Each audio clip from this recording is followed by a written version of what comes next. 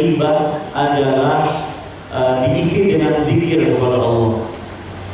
Astagfirullah, la ilaha illallah, subhanallah, Allahu akbar. Isi dengan zikir, maka lisan kita jauh dari ghibah. Ya. Kemudian nasihat selanjutnya untuk ibu yang bertanya ini, taati suami, terutama dia sedang memerintahkan kepada kebaikan. Ada sebuah hadis menarik tentang taat kepada suami. Perhatikan baik-baik Bapak Ibu, ibu-ibu khususnya. Ada seorang perempuan pernah datang kepada Rasul sallallahu alaihi wasallam. Kemudian Rasulullah sallallahu alaihi wasallam bertanya kepada orang tersebut, kepada wanita tersebut, "Ada tuba'lin anti?" Apakah engkau wahai perempuan mempunyai suami? Kemudian orang tersebut, "Na'am ya Rasulullah." Iya wahai Rasulullah, saya mempunyai suami. Kemudian kata Rasulullah sallallahu alaihi wasallam, "Kaifa anti minhu?" Bagaimana sikapmu terhadapnya? Artinya bagaimana sikapmu terhadap suamimu? Kemudian wanita tersebut menjawab, "Ma'aluhu illa ma'ajaztu anhu." Seluruh keperluannya, seluruh kebutuhannya aku laksanakan, aku penuhi. Seluruh perintahnya aku taati, kecuali yang aku tidak sanggup wahai Rasulullah.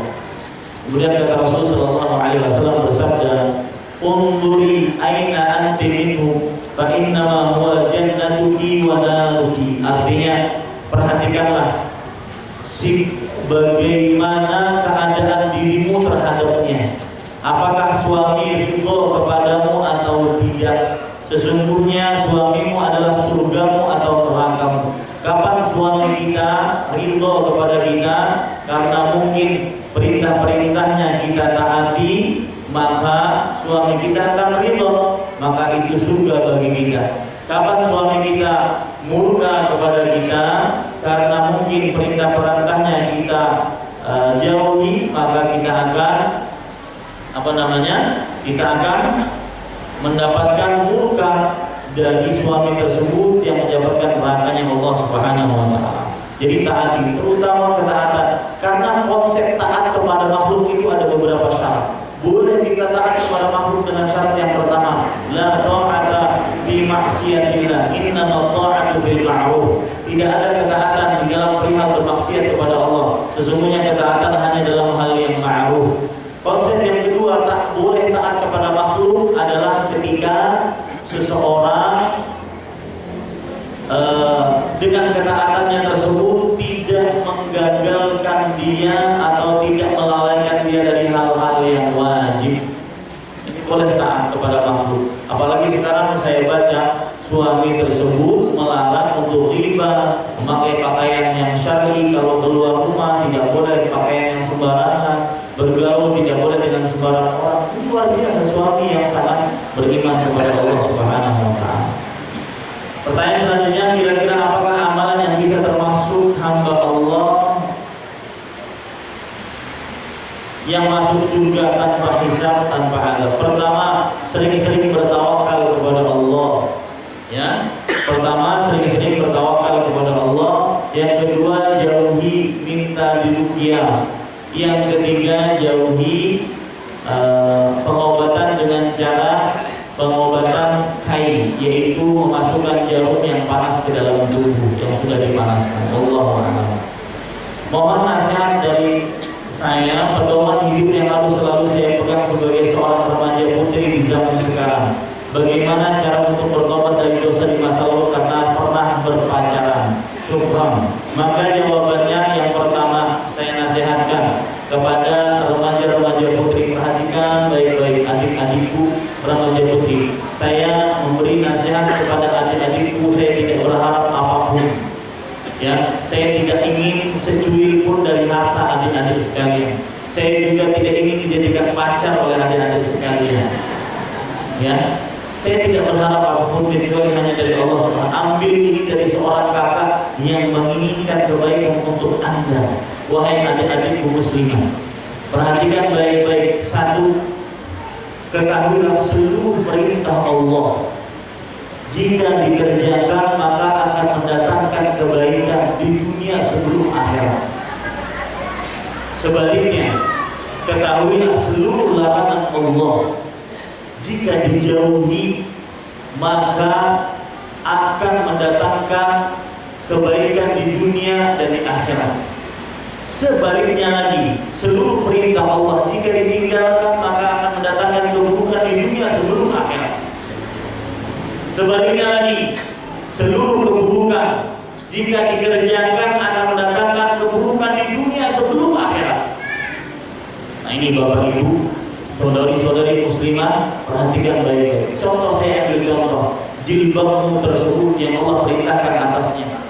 Ketika Anda mungkin memakai jilbab panas, lembab, ya, apalagi jilbabnya besar, susah untuk berjalan, susah untuk bergerak, dan segala macam, maka yakinilah itu pasti mendatangkan kebaikan di dunia sebelum akhirat. Ini yang pertama. Apa saja? Silakan cari seluruh perintah Allah dalam Al-Quran atau dalam hadis Rasul, apapun perintahnya, jika dikerjakan pasti mendatangkan kebaikan di dunia sebelum akhirat. Dan lihat, perhatikan larangan-larangan Allah baik dalam Al-Quran atau dalam hadis dari Rasul Sallallahu Alaihi Wasallam, jika dikerjakan pasti mendatangkan keburukan di dunia dan di akhirat. Saran yang kedua, nasihat yang kedua untuk saudari-saudari muslimah, adik-adik muslimah, perhatikan baik-baik bahwasanya tidak ada sesuatu yang paling berharga dari seorang wanita muslimah setelah agamanya dibandingkan kesuciannya. Habis sudah. Kalau kesuciannya terenggut, habis sudah.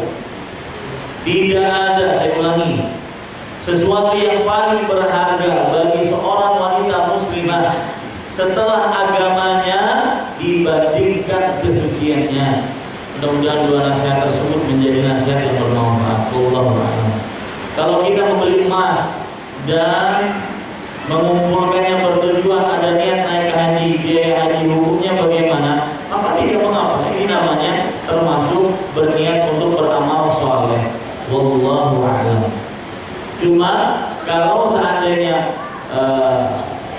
tabungan baik itu berupa emas, perak, uang, ya, yang kita tabung kemudian sampai satu nisab, kemudian sampai nisabnya melalui satu haul. Nisab itu adalah batasan terendah seseorang disyariatkan untuk mengeluarkan zakat, dan melalui satu tahun maka pada saat itu harus dikeluarkan zakatnya 1/40-nya atau yang dimaksud dengan 2,5%. Wallahu a'lam.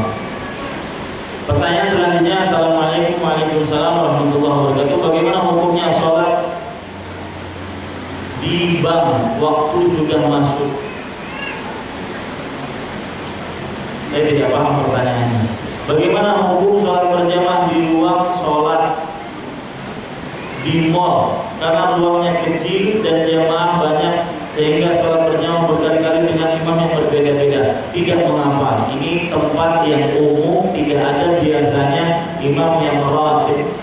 Sebagian ulama berpendapat kalau ada imam tetap seperti di Masjid Al-Mukarramah ini ada imam tetap misalkan, maka kalau sudah jemaah yang pertama habis maka diganti dengan jemaah yang lain. Sebagian ulama ada yang memperbolehkan jemaah yang kedua, ada yang tidak memperbolehkan kalau seandainya mempunyai imam tetap masjidnya, ya. Dan ini sebagian pendapat ulama para peneliti. Apabila ada masjid seperti di mall, kemudian tempat-tempat persinggahan yang tidak mempunyai imam tetap, maka tidak mengapa dilakukan berjamaah berkali-kali. Wallahu a'lam. Bagaimana menasihati anak-anak yang masih menyukai hal-hal maksiat seperti mendengar musik, suka melalaikan kewajiban sholat? Maka jawabannya, ya, perhatikan ini baik-baik kepada orang tua khususnya, terutama kepada anak-anak kecil. Dimulai dari semenjak dini ditanamkan pada diri mereka musik itu haram, ya, haram, dilarang Allah dan Rasulnya. Jadi terpatri di dalam benak mereka haram musik itu. Begitu juga perihal sholat dibiasakan. Makanya sholat kan dimulai dari 7 tahun pembiasaan. Umur ke 7, 8, 9, 10. Kalau sudah 10 tidak sholat itu artinya menanamkan terus-terusan, ya, ditanamkan bahwasanya perihal sholat itu wajib. Jadi ditanamkan caranya adalah ditanamkan musik haram, ditanamkan sholat itu wajib. Nah, kalau ada yang bertanya kenapa haram, maka jawab dengan mudah, kita ini hamba Allah, nah, kita ini budak makhluk Allah. Allah mengharamkan itu, jadi terdapat penghambaan kepada Allah. Tidak usah mencari jawaban yang macam-macam. Wallahu a'lam. Tanya selanjutnya, apakah termasuk kesalahan melazimkan sholat malam berjamaah dengan istri?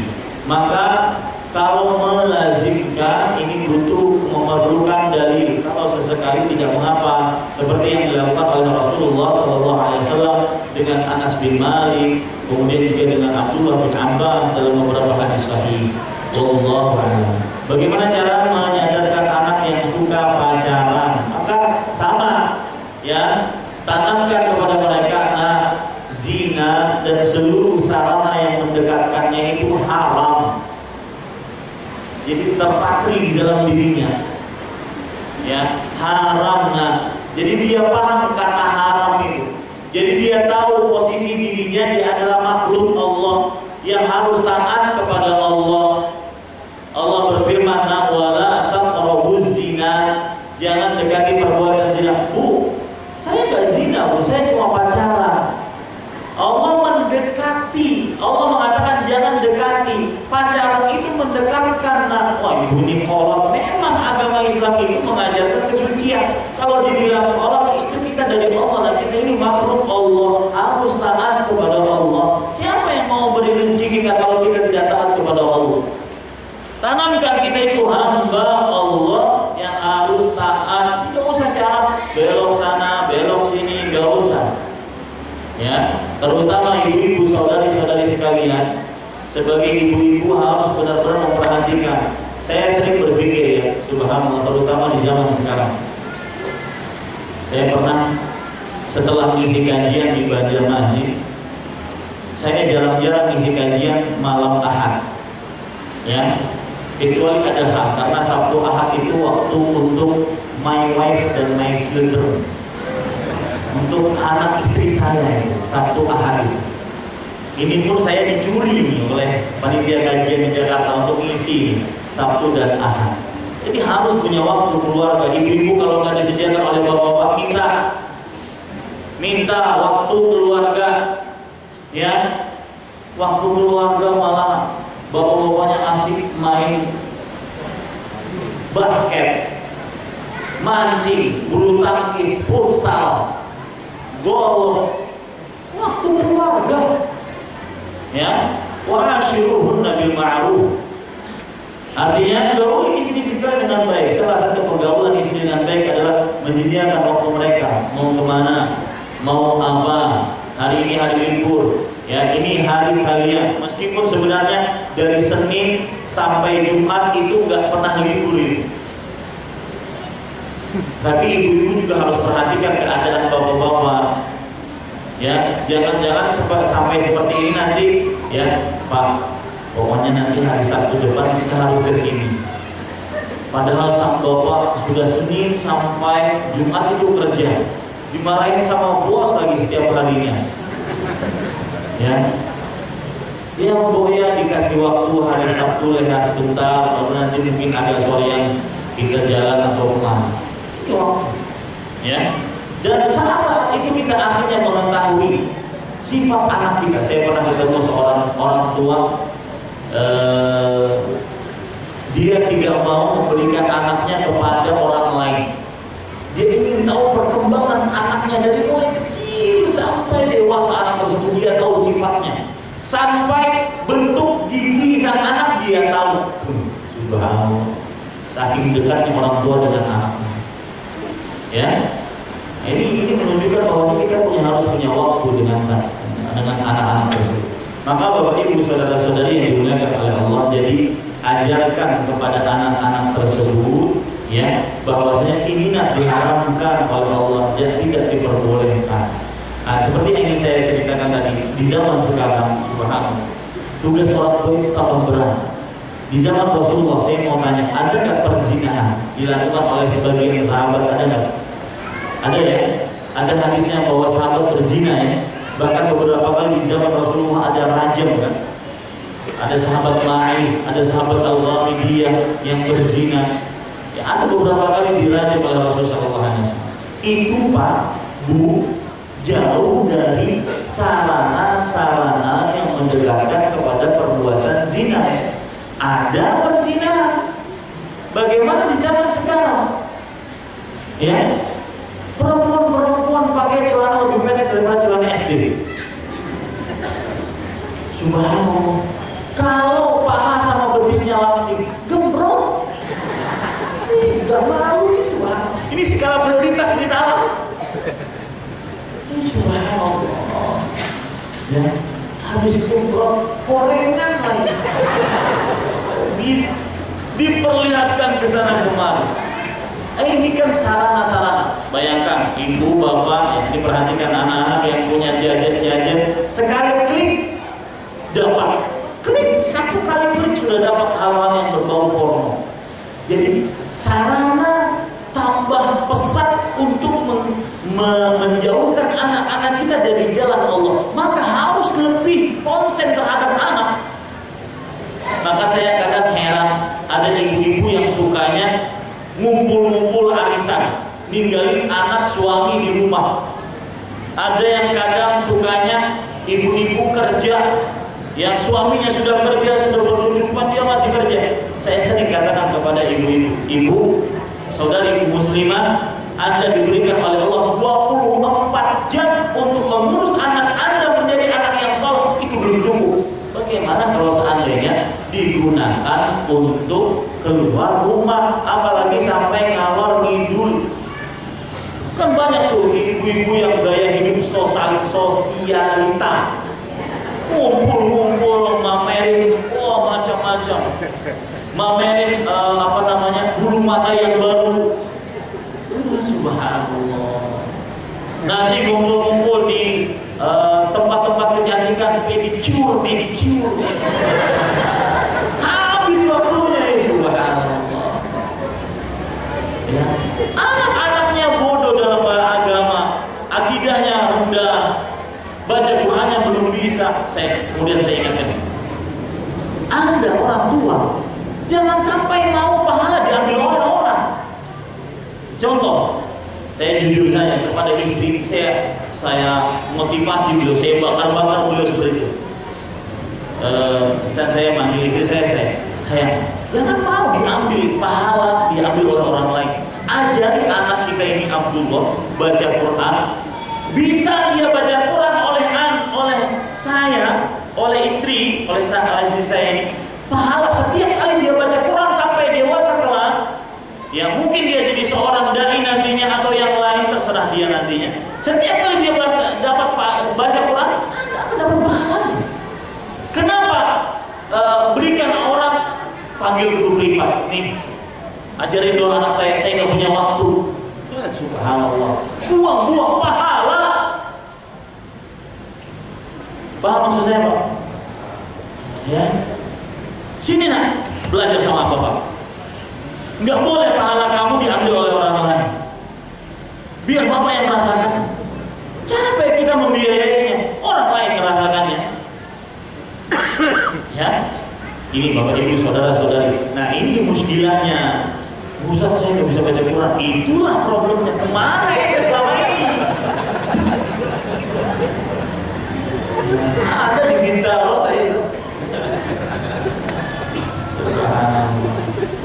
Ya, jadi saya sampai sekarang saya katakan tidak mengapa orang tua dibilang kolot, protektif, bodoh amat. Yang penting saya selamat, anak saya selamat. Ya, godaan di luar sangat banyak. Ya, sangat banyak.